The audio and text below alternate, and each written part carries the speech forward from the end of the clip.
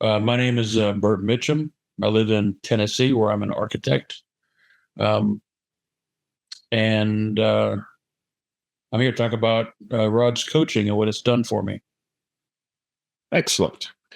So we'll go to the first question. What specific challenges were you facing before you started coaching with Rod? Career, personal, mindset, attitude, that sort of thing. Um,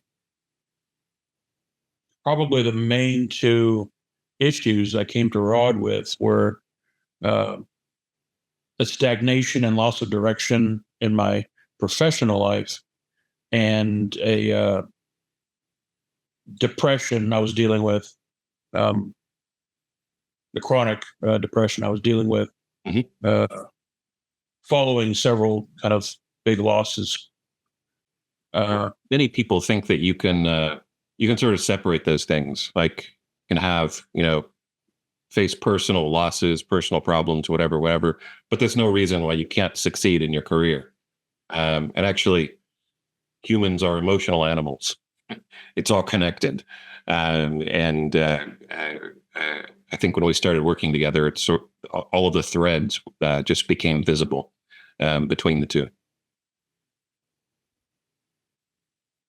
Well, they obviously impacted each other, but I also found that some of the tools I learned helped in both cases. Both personal and professional. Then, Yes. Well, on the professional front, we were able to challenge old stagnant goals and remove them because they become barriers to going forward and doing new things. Mhm. In the setting of new goals, ended up tearing down the old ones. And there was a certain amount of forward momentum that was gained by doing that. Um, Developed some tools with managing executive function and making sure I was making positive choices throughout the day to keep myself from getting run down and uh, putting off things that needed to be done. Um, and all of that helps with the chronic depression. yeah. So the work life choices were adding up to like stress that chased you after work. Correct. Yeah. Okay. Very common. I've definitely experienced it. Definitely not. Uh, wasn't born knowing how to do it. Um, and this one you may or may not have an answer for. I'm not sure, but can you describe any particular moments or sessions that you felt like were a turning point in your development? To be honest, it wasn't a particular session, I would say, that I recall. It's the effectiveness of the tools. As simple as some of them were, if you just did it, if you just did the work, Mhm. it had an impact. And being able to see an immediate reward sometimes was empowering. And I think the difference in the idea is you've been you've been trained and you've been effective at doing the work for other people, but you haven't been like doing the work for yourself or on yourself is like a different thing. Didn't know really even where to begin. Would you agree or disagree with that? It helped to take some of the same scrutiny I give to my work, professional work, and applying it to my own life, um,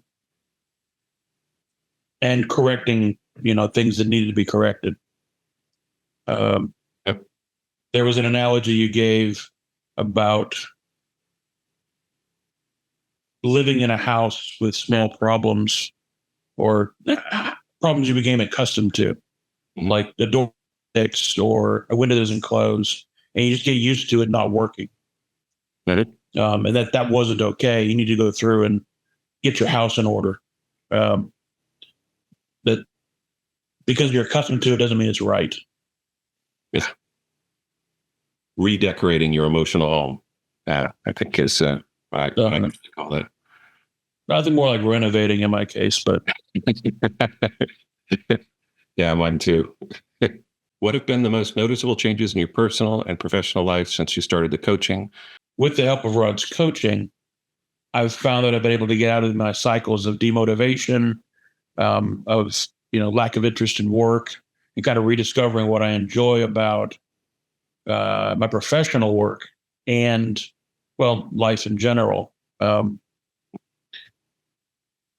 I found myself reprioritizing my life to things that really make it better and fewer distractions, focusing on quality of life and not, instead of avoiding things, addressing them and enjoying them having been dealt with. How would you describe my coaching style and its impact on you? I find Rod to be an empathic coach whose ideas and the way he deals with you be both challenging and supportive.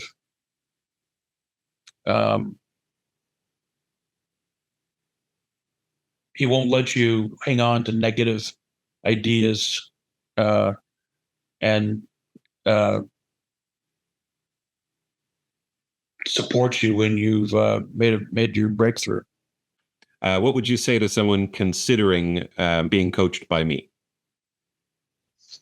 I would absolutely do it and be prepared to be accountable. There's sort of two edges there. Yes, it's good. Yes, you should do it. And you're not going to get out with a pat on the back. Right, right.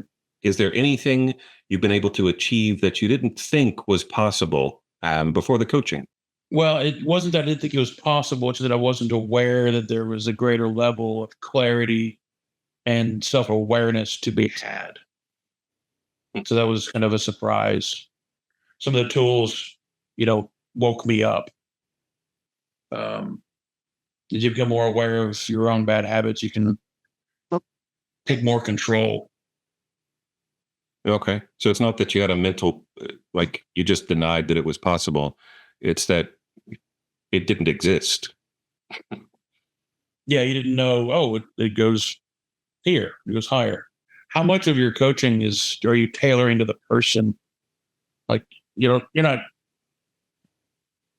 do you have a strategy that you're going to apply to everybody?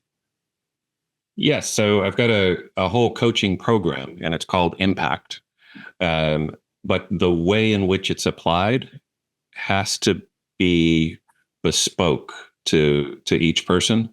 Because if you just drop people into a grinder, it's going to work a quarter of the time. It's just, you can't do that.